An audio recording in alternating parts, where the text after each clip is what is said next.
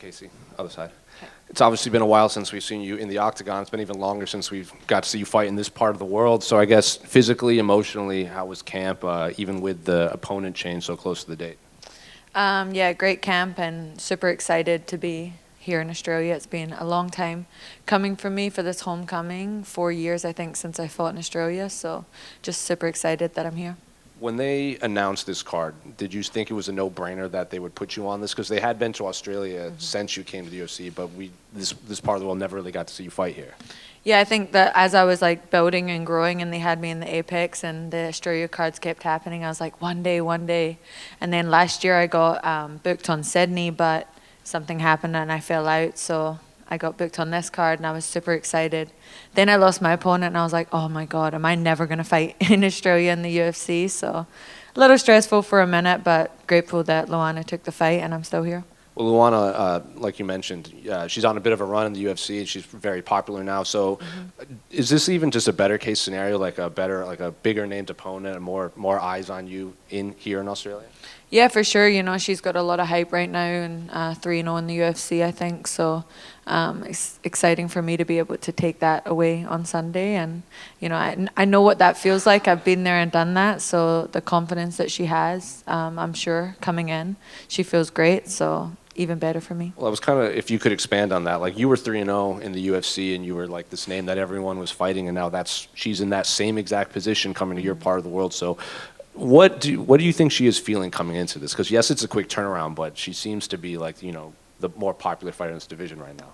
Yeah, she'll be feeling like pretty confident, I'm sure. You know, she just got a big finish and everything. So I'm sure that she's riding a wave of positivity, but I feel good too, and she has to get in there and fight me at the end of the day, so we'll see what happens on Sunday. And then after your last performance, you posted something on Instagram that during the fight, you just couldn't do what you were doing in camp. You said it was a good camp, even in your last fight. So did you have to adjust anything just mentally coming into this so you don't feel like that again?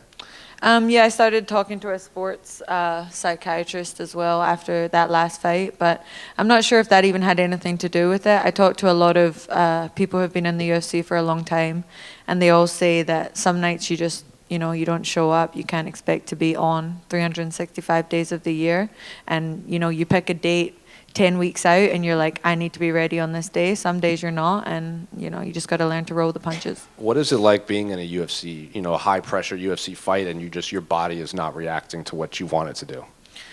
It's kind of weird, but to be honest, like when you're in the cage, you kind of drown out all the noise, so it does just feel like something weird is happening, but I guess there's just a lot of people watching, and then once everything's happened, the fight's over and you're leaving, you're like, oh wow, there was actually a lot of people here that just saw that happen. So yeah. And then two quick ones for me unrelated to this fight, but November 1st they're going to implement those new rule changes with the 12-6 elbows and the new definition of grounded opponent. I'm curious, did you hear about these rule changes, and what do you make of the new rule changes?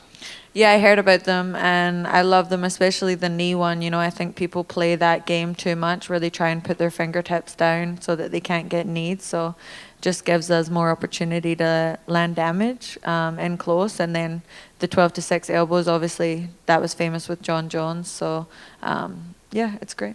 And then I'm sure I know your answer to this, but how do you see the main event between Israel and Dricus playing out? I'm obviously rooting for Israel being here in Australia. You know, I would love to see him get the win in front of a relative home crowd and get that belt back. Casey, just over here to your left. This is your first camp, not at Extreme Couture in Las Vegas, I guess. What was the thought process behind that? Yeah, I just wanted to get a fresh set of eyes, I guess. You know, I think when nothing's broken, you don't fix anything. So just now that I had a couple of losses or setbacks, just look back and evaluate myself and things that I could do differently, and just get a couple of different opinions as well from people that I know have great fighters and that I trust. Is that something that'll be a permanent move moving forward, or just kind of playing it by ear? Yeah, I'm just kind of playing it by ear. I'm trying to really focus on myself now instead of focusing on certain opponents and stuff like that. So just getting myself to be the best that I can be. So whether that comes with a different move or going back or back and forth or whatever, we'll just see when it happens, you know. Thank you. Casey, right here. I'm sure you've heard this one before, but your strikes landed per minute record is the highest in the UFC, 8.71. What do you just kind of attribute to that? Like your high output, no one else who's had as many fights as you've had is even close to you in that statistic. I just like to fight, and I like to hit and get hit. I know it's probably not great, but as you can tell in the Roxanne fight, the most fun that I'm having is sort of when it's a scrap like that. So, yeah, I guess I just like to throw down. Yeah, I'm sure it'll go down over time with the more fights, just on average, but Maybe not. Yeah, maybe not. I was gonna say, do you feel like that's something you will be able to maintain for a long time? Yeah, I pride myself on having like really good cardio. It's something that I make sure that I maintain year round, so I'm always ready to jump in. So I love having high cardio, high pace. I feel like it breaks a lot of people. So yeah, it's something that I definitely look to have my whole career. And Casey, you have obviously your Scottish roots, Scottish flag, training in America, but you did a lot of your time in Australia. Can you talk about how important fighting in front of Australians are and kind of getting the love from Australia?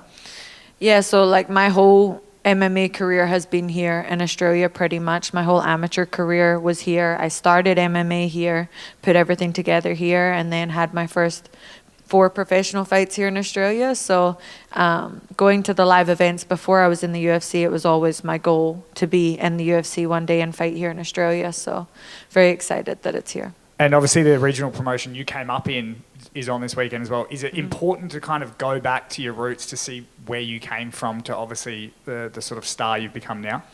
Yeah, I've been to a lot of Eternals since, obviously. It is run by my dad, and my little sister fights as well. So I've been back to a few. I've done some commentary for them and stuff. So I'm starting to get like involved in more aspects of it, and it's super cool to see the growth of Australian MMA. Obviously, this card is filled with Australians. A lot of them are people who came in at the same time or after me as well. So there is this new generation, and then sort of seeing the people who are coming up next, especially the females. For me, I like to follow that. So just seeing all of the regional Australians who are doing well. Well, I mean, while you're on that, who is next? In terms of females? Yeah. I would say Jacinta Austin's probably the closest. She's been doing really well. I think maybe 1 or 2 wins away from getting in. Thank you. Thank you. Casey, right here. You had one of the more interesting celebrations, I think, when you beat Antonina Shevchenko.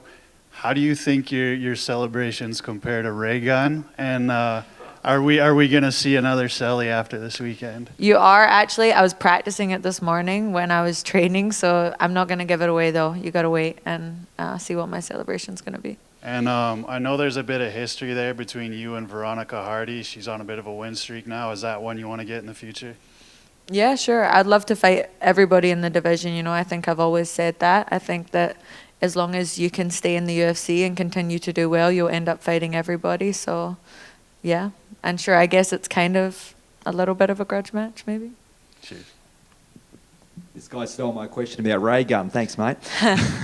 But I'll go on to obviously a bit of history as well, because your fight on Sunday will be only the second women's bout at UFC in Perth. Mm-hmm. But you're creating a little bit of history because you'll be the first Australian woman to fight in Perth. What does that mean to you?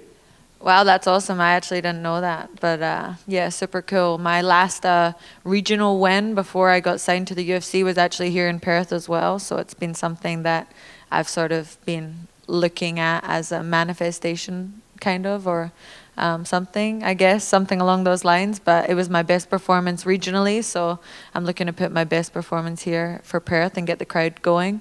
And it'll be nice to have a crowd who's actually behind me this time, because obviously in Houston, I had that incident, I guess, but it's nice to have some Aussies around.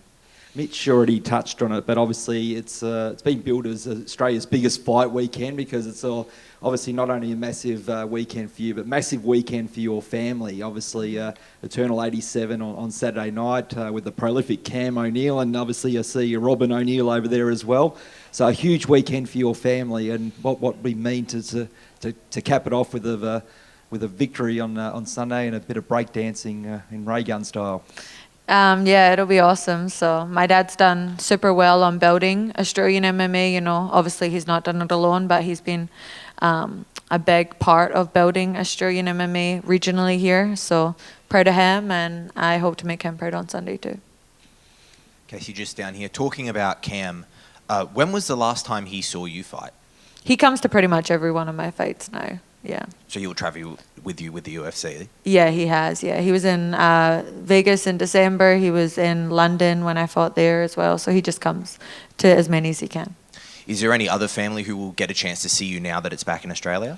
Yeah, my mum's flying in from the Goldie, and my sister's here, obviously, and then a bunch of friends from the Goldie are coming down as well.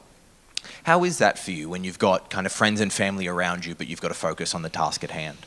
It's all right. I actually experienced it kind of in London. My family who live in Scotland came down for that one, so I've got some practice of it now, and I like to just like let them be and see them after the fight. Awesome. Thank you very much. Thank you.